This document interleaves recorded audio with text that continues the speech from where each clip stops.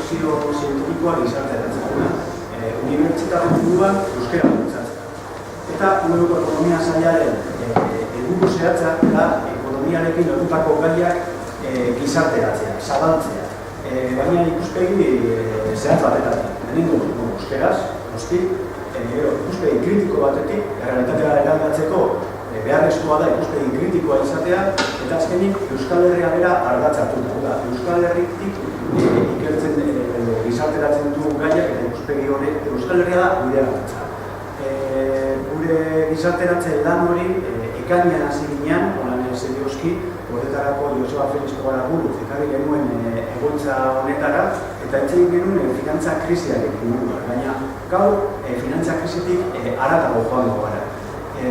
Zuma pixkate urrundu, eta orduan finantza krisitik sistema osoaren krisika pasatuko gara, eta hori da, aztertuko duguna, aztertuko dutena, gonbidatu ditugun Itzarriko lan sozietateko kideak, ez?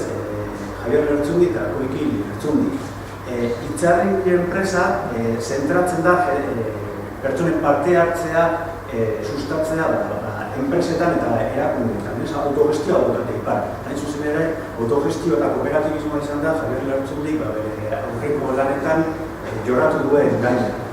Oingo honetan, Koiki Lertxundi eta Javier Lertxundik beste agitapen berrega daukate, ideia batzuk krisi madanikatu gaituntzeko, eta itzaldi diplomatiko honen xedea da, irungo hori orkestea. Euren bitartez, euren produkzioa eta euren lana gizarteratzeagatik eta zuek gortzeagatik.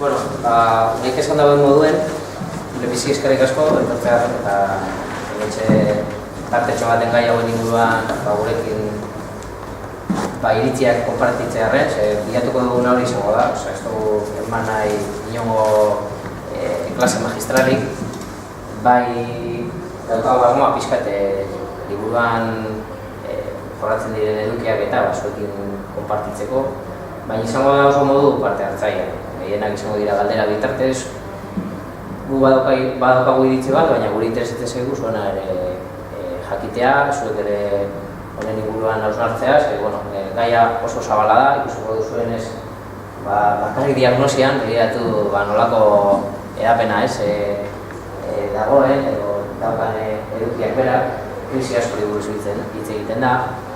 Hau da pixkat eskeletoa edo liburuarena, hiru ataletan dago bananduta, diagnosi bat egiten da, krisi ezberdinen inguruan.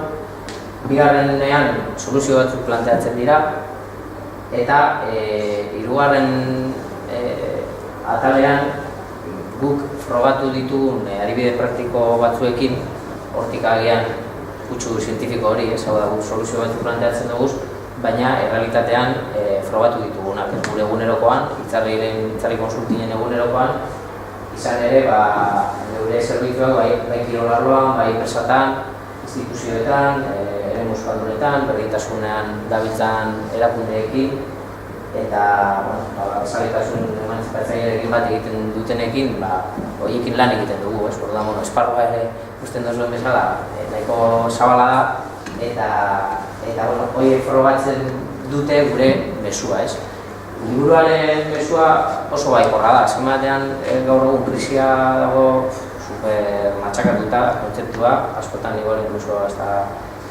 itxuraldatuta, edo krisiaren inguruan unero ez tekizen badbide ere entzuten dugu, gaur entzungo dugu, repikatzeko duen badbide, baina esan bezala gehienak dira mezu negatiboa, gau da, mehatxua hor dago,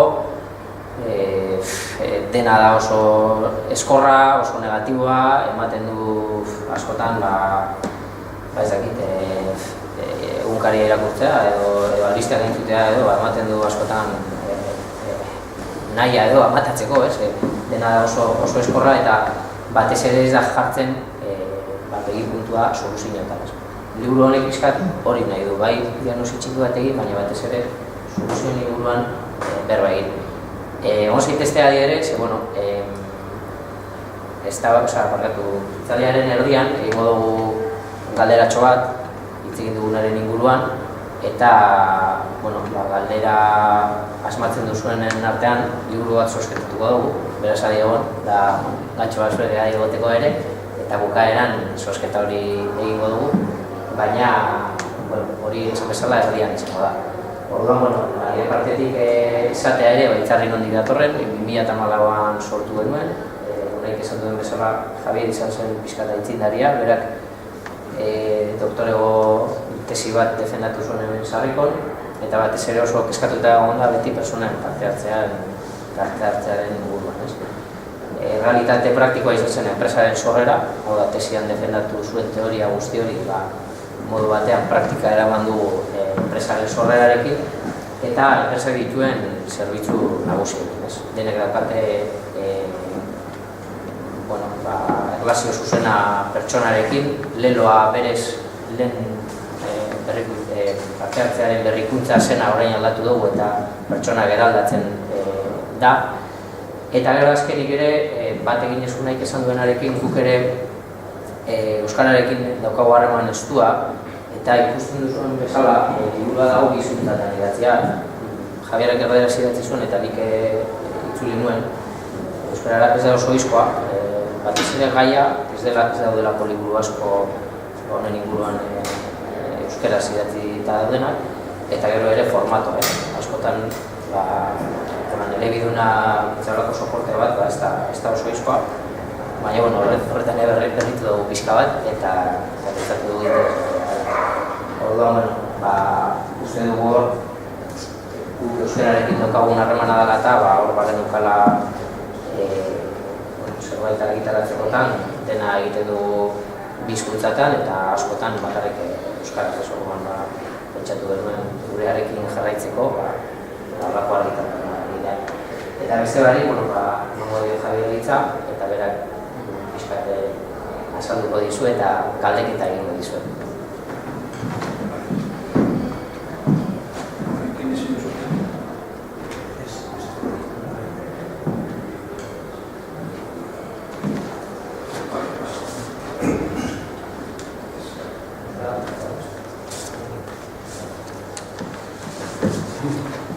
Hasiko gara orduan krisi ekonomikoarekin. Hemen ikusten duzuenez, koik esan duen moduan, dauz galdera batzuk. Handik ikusten da ondo? Lehenago, krisi ekonomikoa diagnosia, zergaitik daukagu krisi ekonomikoa. Eta hemen dauz lau galdera, zergaitik sortu da krisia. Dirua edukitzea versus zoriontsu izatea, klase ertainaren edapena, edo sordenak, agian hori azalpena beharko du ez. Eta gizaki espekulatiboa, horretan bizi gara, ze pentsatzen duzue horietaz. Hau lertzen duzu hau klase ertainaren edapena sordenak. Hor dago, ez dakik zue gogoratuko duzue, batzue behintzat, hamarkadan egon zen krisi ekonomikoan bizi. Eta hortik urteteko hasi ziren bankuak, mailekoak ematen modu errezean eta hori. Jentea bihurtu zen, ikusten kotxea, ikusten etxea, ez dakizen, denago ezin zuten neuki, diru ez ekatalako, baina benetan eurek pentsatu zuten, agian, pentsatzen dugu nahiko orokorra izan da, klase ertainan klase ertainakoa zirela. Eta pentsatzen dugu agian sorduna direla, baina klase ertainakoa da tipo bat baldin eta badauka jabetza, eta ez da tipo langile normal bat, eta daukala lanpostu bat, eta dauka kreditu batzuk, maileko batzuk. Gauza, desberdina da ez. Baina esaten baduzu tipo bat baldin bada bera, ze klasekoa da, esaten baduzu, klase ertainakoa da. Ez da bade berria da ez. Orduan, matematia dauka iritsi bat horretaz. Zergaiti sortu da krisia, debea ekitzea, zoriontsu izatea, klase ertaina edo sorduna, gizaki espekulatiboa. Ez? Seguro baietz. Seguro daukazue iritsi. Nik ez dut ondo hitzen zer esan nahi duzu klase ertainaren edapenarekin eta orain esan duzunarekin eta sortunak izatearekin. Badirudi, bizi izan garela sistema batean ez laurogeita hamarkadan, baizik eta azken urteetan, non klase ertaina bai desiratzen zuen erabilera materialak bere eskuragarri izatea eta horretarako sistema finantzarioak eskuragarri izan dizkio kredituak eta zentzu horretan klase ertaina sortuna bilakatu da, ez da egit. Baina hori materialistak eta garriarekin. Hori ezkertinak gizartean dauzkagun baloretan jarrik egiten, sistema finantzariak hori errazu besterik ez egin. Spekulatiboa garela, agian bai, ez da egit, modu ekonomikusa daukagu barneratutan edo batean, gizartean bera balore bezala. Sistema finantzariak hori errazu besterik ez egin. Bai, horren baten dira osagariak horretarako. Argi dago nahi ustez argi eta garbi, diruak izateak eskuela zoriontasuna ekartzen, hori ez da ustez jarria da, ez da horren zertan diskurtu garrik. Bueno, bakarrik pintxeko, apuntatzeko. Bai, hori ez da dut, errenta maila batera arte, inarrizko behar etxarrak azabetetzera arte, errenta bat behar dugu, hortik aurrera zoriontasuna horrek ez da. Atemete gehiago, horretaz? Igual ez berez, maia batek sortu da horretan kopuro handi bat, ez? Nada zera efektizioa bezala. Igual, maia ondorio sortu da klaseetan bat berez, lagoiko markadan edo ez egona, ez? Bai, baina klase berez, klase konzeptu bezala, ez? Marxek armatu zituen klase soziala, egoan, klase langile klasea da, jabetza eta aukana. Los medios de producción non markatzen dau ze klase den tipua, en mailegu bat pitxera eta jabetza pitxera, hori izango da, tipo bat zor duena, diru bat eta horregaitik dauka ondasun batzuk, baina ez da berez klase ertaina. Igual,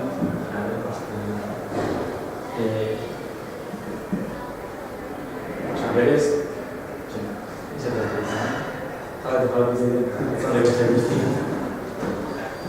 baina, eske, nahmen hori nahiko normala da.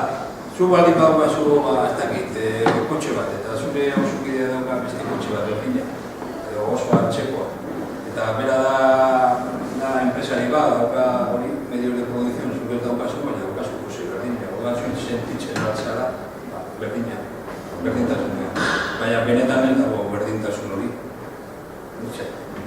Maiguen bidez berdintasun hori lortu da itxura bidez edo hori jendeak hor pentsatzea zela berdin, klase ertaineko baina berez ez dela. Eta lortzea ondasun batzuk berez ez dela bere. Horrek, krisi horretan oinarri batean pentsatzen dugu hori da. Hori barreratzea izan da horren ondorioa. Ondorioak krisian egoteak.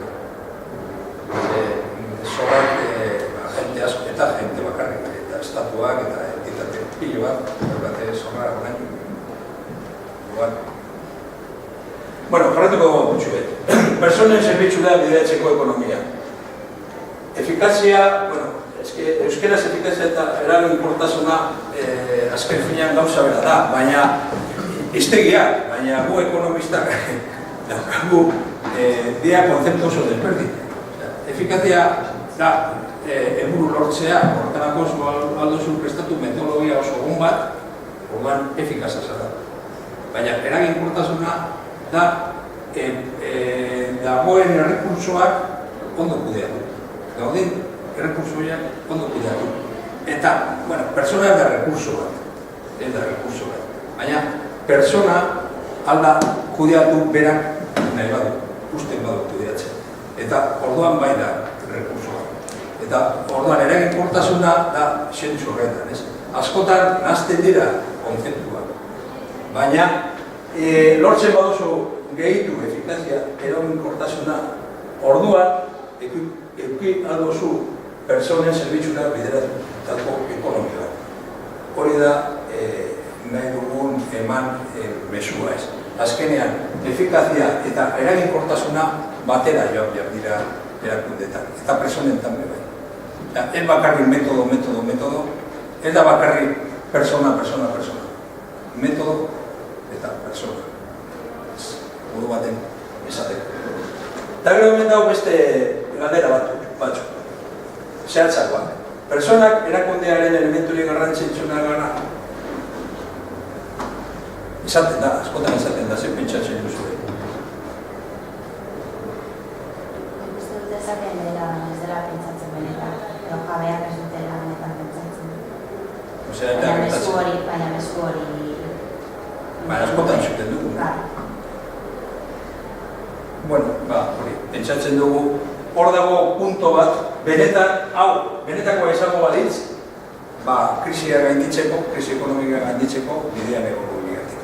Baina ez da gire. Guk pentsatzen dugu behintzat hori hipokresia handia dago. Eta hori, salatu behar da, mundu baten salatu behar da. Hori, ezin dugu hori entzun eta gelditu lasai. Ez. Esaten dutenean, persona gara enpresa honetan importantena ez. Zergaitik importantena. Nola esaten du aldo zu hori esan, eta orain murrizketak etortzen dira, eta murrizketa aplikatzen da batez ere persona. Importantea baldin bagara. Hori eta esaten da, baina ez da gira. Gero beste bat. Ordutegia eta soldata dira lan kontratu baten oinarrizko elementua. Zuek, sinatzen duzuen kontratu bat, sinatzen duzue ordutegia baten gaitik, horren truke emango du nire lana, nire esforzua.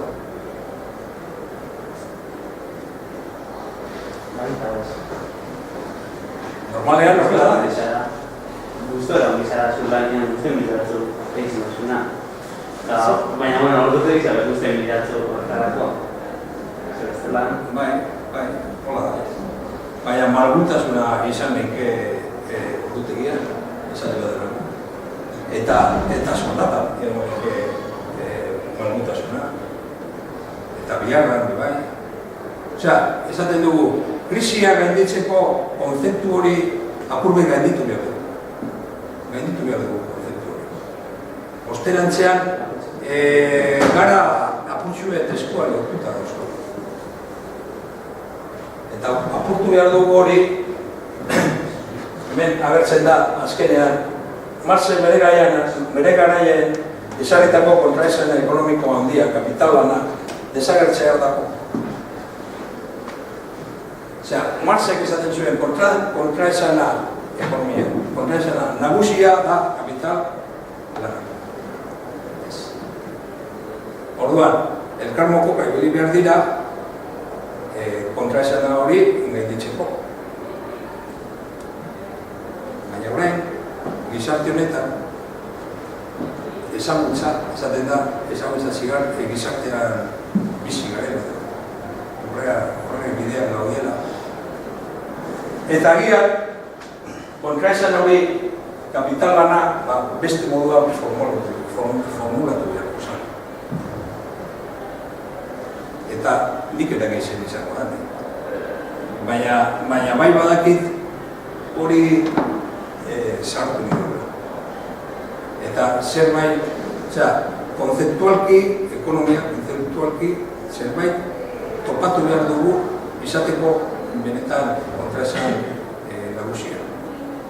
Konstantziak, sindikatuak eta patronalak ibiliko dira han beti planteatzen olako borroka enpresetan eta bat, eta ez dira soluzio bideak bilatzen. Eta planteatzen bat. Ezik eta mantentzeko sistema hori. Orduan, topatzeko hori, bada hori, horako gauza egin behar dira, liburu, eztabaidak, eta batez ere praktikak egin ez. Iker esan duenaren, harremana dekona, soldatarena eta bar, azkenean, zuk esan duzuna gazionatute, zuk hitzarmen sinatzen duzunean, ez dakizu hori erotera gozaren, oraindik ez ara zekanean, jaretzaren bat, egin duzu negoziaketa bat, edo ateratzen duzu aukera bat, edo bi, edo bien artean duzu aukeratu. Eta normalean lehenengo begiratzen dutzazu horrek, zenbait ahalegin eskatuko dutzun, eta horretik zenbat dutzun. Gero, hortik aurrera, beste gauza batzuk dira importante horren barruan motivazioa. Eta agian erronka importante bat hori da, ez behin hitzarmen horiek sinatuta nola mantendu adibidez enpresa txiki batean edo ertain batean jendean motivatuta, persona motivatuta. Horrela bakarrik motivatuta badaude, enpresak funtzionatuko du, baina beti egongo da oso antolamendu piramidala, eta beti egongo dira pertsonak itxaroten abera nagusiak zer esango dien egiteko, eta bestela horrela. Eta alderantziz, nola batetik jabeek egon behar dute aukera, parte hartzeari egon behar dute aukera, eta beste ere jabean konfiatu. Oda, ez pentsatu negozioan gehiago, proiektuan gehiago parte hartzea gaitik, esplotatu hau. Eskatoreka hori lortzea, nik uste, guk adibidez gurrero gure saiatzera horretan, ez? Azkenatean sinisten dugu horretan eta gurean hasi barra hori aplikatzen, gero afroa gurean nola atera da, edo ez, eta mundu joan baitezke eta eskatoreka hori. Egia da, guk pentsetan dugula hori nahiko zaharkiko dagoela eta zerbait egin dugula. Bueno, eta gero dago hemen beste galdera bat, non gelditzen dira garapen personala, garapen profesionala, harreman personala eta giza justizia bezalako gaiak. Osea, lan bat esatu baterako, ez du eman behar jenteari aukera horiek. Ez du eman behar aukera garapen personala, garapen profesionala, harreman personala eta justizia, giza justizia izatea. Claro, hori importantuan ez dago, baina gu elemento aktibo nahi bagara izan krisia gainditzeko izan behar gara. Osea, lortu behar dugu lanean gure ekonomia maila hori eta bakarri dirua eskutatzeko. Ekonomia asko sakonagoa da. Baina, sartu digute ideia hori buruan, ekonomia dirua da. Gizarte zientzia da, eta da errekursoak edo errekursoekin biziratzen. Eta errekursoak persona gara.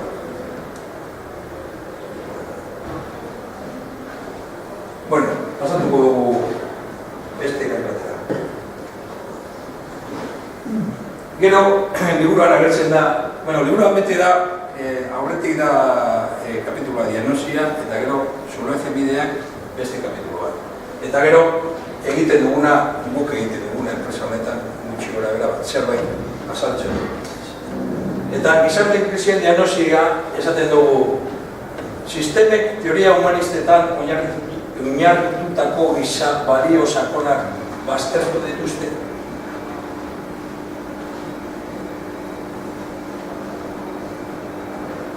Sistemak, orain dauden sistemak, abian dauden sistemak, humanista dira, begiratzen dute persona, babesten dute persona. Dice lo que no tenemos Baina alto apurratu gara. Semak dice del consum hotel itu sana, begitu orang lain dah, itu dah berita, cancel dah berita. Agente enpresa askotan planteatzen da hori. Gu gara familia bat bezala, gu gara denok batera, denok egin behar dugu egan handi batean, baina gero, benetan humanismoa horretan, enpresa horietan eta elkararteko harremanak enpresetan ez dute begiratzen persona. Ordan, nola da garatu persona edo nola ez gelditu krisis batean humanismo, teoria humanista baztertuta egon badira enpresetan. Ez da posible egon personekin eta landu personekin eta teoria horiek ez izatea. Teoria humanista izate batera egon izan zen kristianismo. Izate batera egon.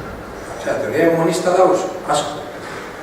Baina, enpresetan edira erabiltzen. Enpresetan erabiltzen den teoria da etekina. Etekina ateratzea eta horretarako behar bada persona erabiltzen da, baina erabili. Ez potentzia. Azkenean da eragina bezala, ez da migilea. Erratzeko etekin maksimoa eta hori abere funtzioa. Bai, eta esaten bada zerbait hori humanista eta hori gaienetan, da engainatzeko. Azken fina da, esplotazio arloan egoteko lasaiago tipoa, baina ez benetan persona parte hartze duelako. Gero, beldurraren teoria abian dago. Beldurraren teoria da soziologian, esaten da tipo beldurtuta, tipo manipulatua, edo manipulatzea. Manipulatua da tipo bat, beldurtuta baldin eta bada. Pentsatzen duzue hori abian dagoela, gaur egun? Momentu honetan hori bat. Bildurra da, hori nahi. Krisia da. Nik uste dut hori izan dela, sinisten dut, ala uste dut beldurraren teoria hori, edo gutxenez gizartean beldurtuk dagoela bai, baina nik uste dut horrek zer ikusi argia eta zuzena duela krisiaren kudeaketarekin, ez krisiaren sortzaile baizik eta krisiak nolabait esataren estanda egiten gara erabiltzen hasia diren estrategia bat ildo batetik krisi horri erantzuna emateko. Ez lehenagotik euki genezakeen gizarte krisi oroak izan ez. Honek sozial riesgo eta hitz egiten zuen honek urrik bekek ez da, hori lehenagotik ere hitz egiten zan, baina ustez bakita garbi, orain krisiaren kudeaketan badago beldurraren teoria hori, baina neurrian egon ikustez, kudeaketa lotuta, ez? Nolabait izateko, bidea hemendik daukagu urterarako eta orduan beldurraren laguntzarekin hemendik kontu gara urteran, ez? Murrizketak abian hartzeko eta protestak ez egoteko eta Ni uste, beldurraren asunto hori bai sartzen dik, ez dago bat orain krisi horiekin eta ni uste ez piztu dena, izik eta ni uste lagozat hori sustatzen dena hezkuntzatik hasi da, azkenean sortzen den kompetentzia moduko bat, gaztetik txiki-txikitatik ume ezberdinen artean zu ikasi, karrera bat ikasi, zertzela duzu lan bat sortuko, ni uste sustatzen dena gizartean bizi guztian zer etapa ezberdinetan deskonfiantza bata bestarekiko, ez? Claro, deskonfiantza dunago bata bestarekiko, horako gauzak pixka okertzen direnean, ez dugu, horrek egiten duna da, azkenean deskonfiantza hori disparatzea eta beldur hori sortzen. Nik uste aretan errotua da holatu ez dela gauza da, igual ez beldurra zuzenean ez, igual gaztetan edo, nik ez dut nengo hauen beldurrik, baina esan nahi dut, badakagula beti deskonfiantza bat bestarekiko, nik hauen beruz, ez da jango nahi, eta nik ez dautara jaten babera jango nahi, ez? Beti gabiltza, igual ezan espliztukin, beti gabiltza nik uste beldur horrekin buruan. Batzutan besta milioi manifestatzen da, azkenean beti dago... Pentsatzen du beldurra, azpaniko kontua da, eta krisiaren gauza bat gaur deskubritu duguna ez. Baina bai krisian erabiltzen duten hori soziologikoki jentea bildurtuagoa egoteko. Horretan krisi honetan oinarrian, krisi sozialan oinarrian badago beldurra. Eta gero, itxurakeria, glamurra eta enbidia sortzea, personen bakardarea, malmediaren papera nolakoa da.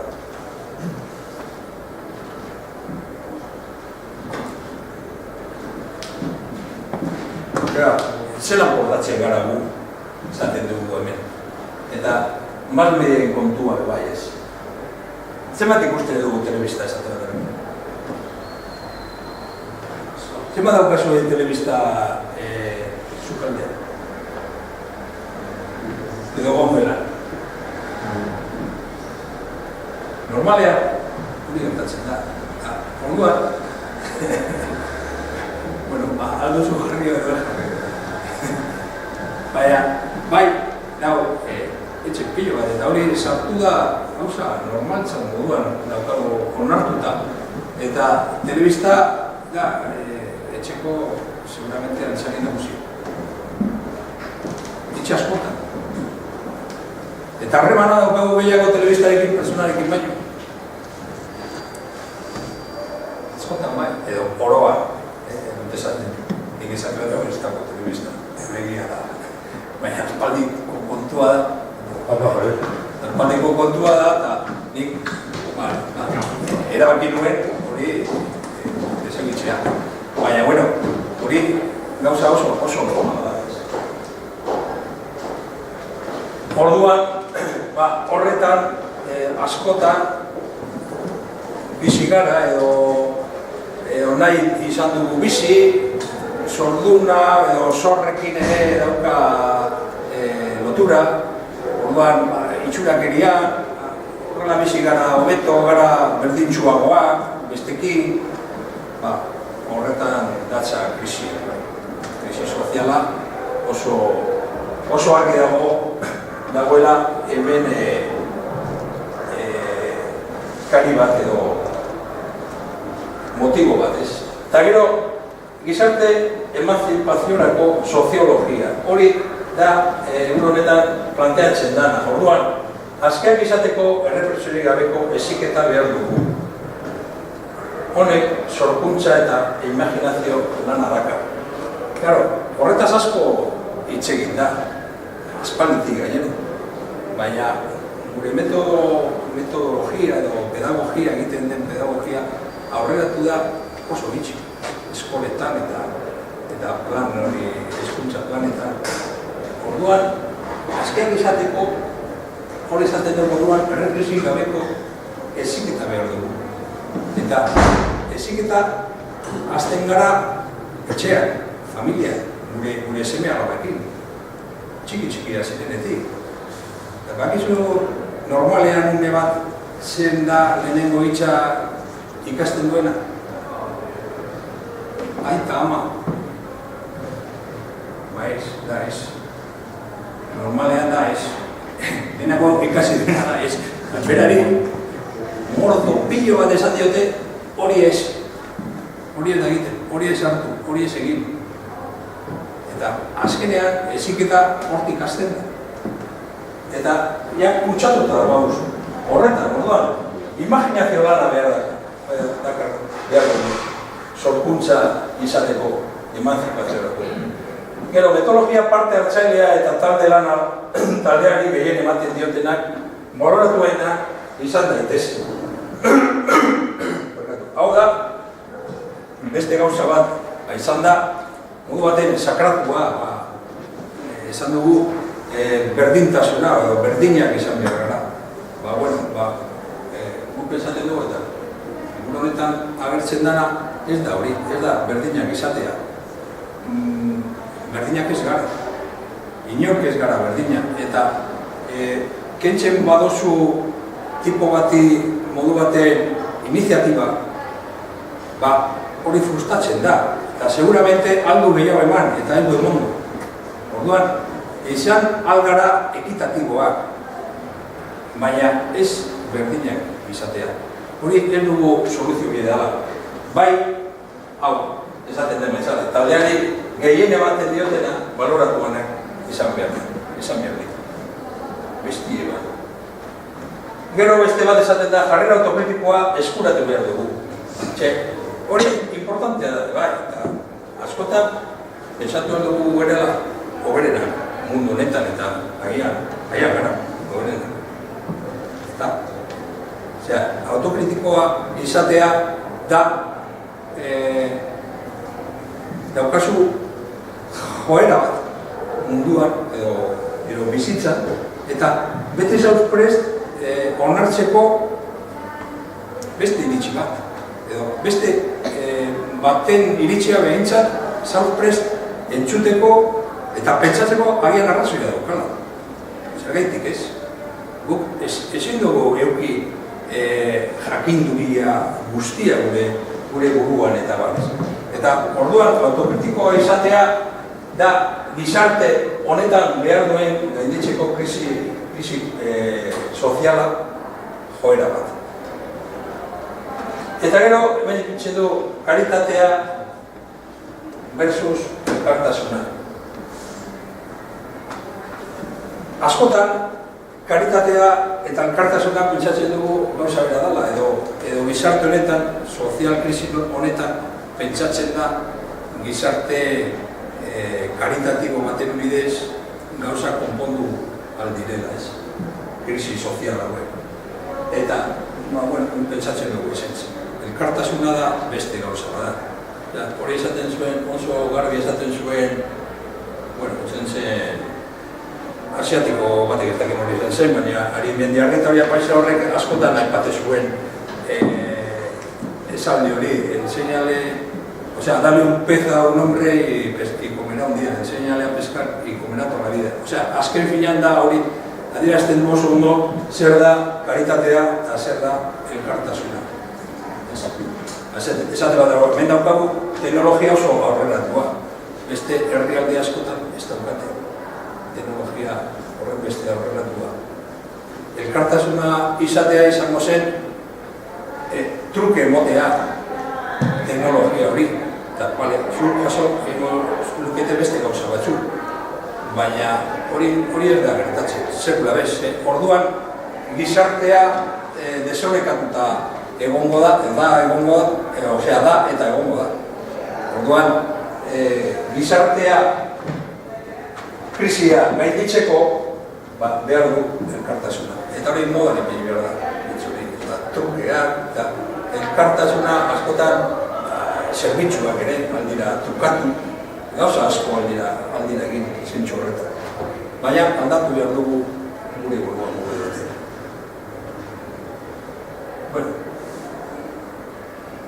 Krisi politikoen diagnosi. Orain dagoen egoerarekin, nola esaten da, oportunismo baliteke honetaz hitz egitea. Baina, krisis politiko zentsu demokratikoan, erakunde politikoak eta demokrazia ordezkatzea esatea nahiko alda. Zer pentsatzen duzu ezu?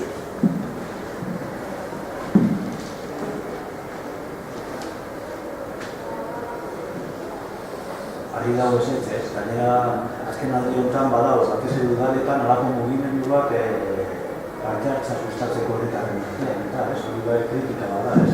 Ikusten dalako, demokrazia ordezkatzaile hori ez dala nahikoa, ez? Gizartearen behar eta zentzu.